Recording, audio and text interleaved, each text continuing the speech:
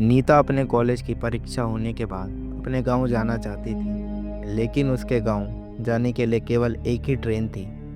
इसलिए उसने 2 महीने पहले ही टिकट के लिए आवेदन दे दिया था। लेकिन उसकी टिकट का स्टेटस अभी भी वेटिंग लिस्ट में ही था।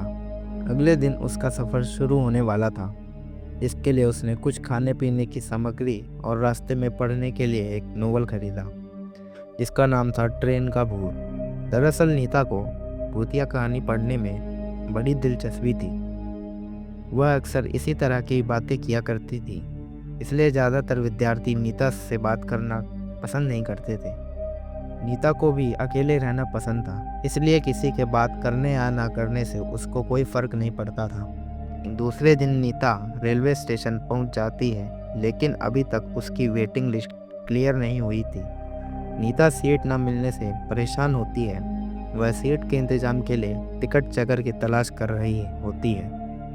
काफ़ी देर इंतज़ार करने के बाद जब कोई नहीं आता तो नीता किसी की भी सीट में बैठ जाती है और अपना नोवेल निकाल कर पढ़ने लगती है। ट्रेन में यात्रियों का आवागमन चलता रहता है, लेकिन नीता भूतिया किताब में पूरी तरीके से खो चुकी थी। किताब पढ़ते पढ़ते नीता को 2 घंटे गुजर जाते हैं। तभी ट्रेन में टिकट चेकर आता है और वह नीता से उसकी टिकट मांगता है। नीता अपनी टिकट दे देती है, लेकिन नीता का टिकट वेटिंग लिस्ट होता है।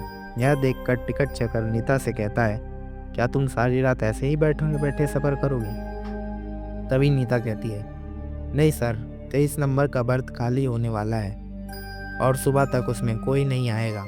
मैं उसी बर्थ में ही रहूँगी। नीता की बात सुनकर टिकट चेकर को ताज्जुब होता है, क्योंकि यह जानकारी तो गुप्त है। फिर नीता को यह बात कैसे पता चली कि वह सीट खाली होने वाली है? टिकट चेकर सोच में ही पड़ा होता है कि अचानक नीता कहती है, सिर्फ 1200 रुपये के लिए किसी की जान लेना अच्छी बात नहीं है ना सर? और यह बात सुनते ही टिकट चेकर के चेहरे का रंग बदल जाता है। वह नीता की बात को अनसुना करके आगे की बर्थ में निकल पड़ता है। दरअसल नीता जो नोवेल पढ़ रही थी, उसमें भूतों को अपने संपर्क में लाने का मंत्र लिखा हुआ था, जिसे गलती से नीता ने भी पढ़ लिया था और इसी वजह से नीता के अंदर शैतानी रूप प्रवेश कर चुकी थी। नीता से मिलने के बाद टिकट चेकर बहुत घबरा चुका था। दरअसल 15 दिन पहले गलती से एक आदमी ट्रेन से गिर गया, जिसकी मृत्यु हो गई, जिसकी वजह यही टिकट चेकर था।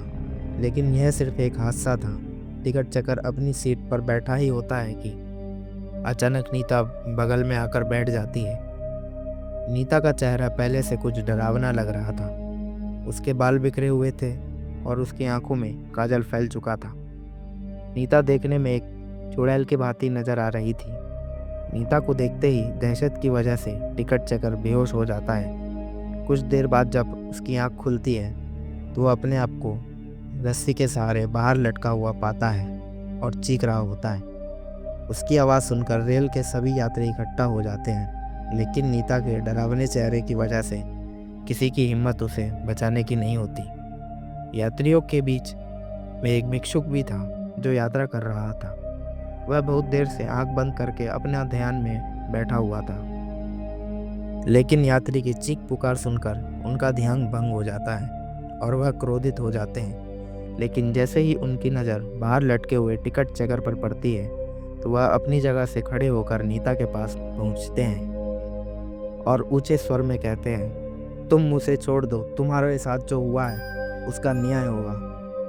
उनके कई बार बोलने पर भी जब नीता ऐसे ही खड़ी रहती है तो भिक्षुक आंख बंद करके खड़े हो जाते हैं और कुछ ही देर में उन्हें पता लगता है कि जब तक नीता के हाथ में यह नोवेल है तब तक भूतिया साया उसके ऊपर से नहीं हटेगा। भिक्षुक अपनी बुद्धिमत्ता से नीता के हाथ से नोवेल छीन लेते हैं और उसे ट्रेन से बाहर फेंक देते हैं। नोवेल का संपर्क जैसे ही नीता से दूर होता है तो वह बेसुध होकर ट्रेन के अंदर ही गिर जाती है। लेकिन इस बीच टिकट चेकर, जो कि ट्रेन की खिड़की से लटका हुआ था, वह नीचे गिर जाता है।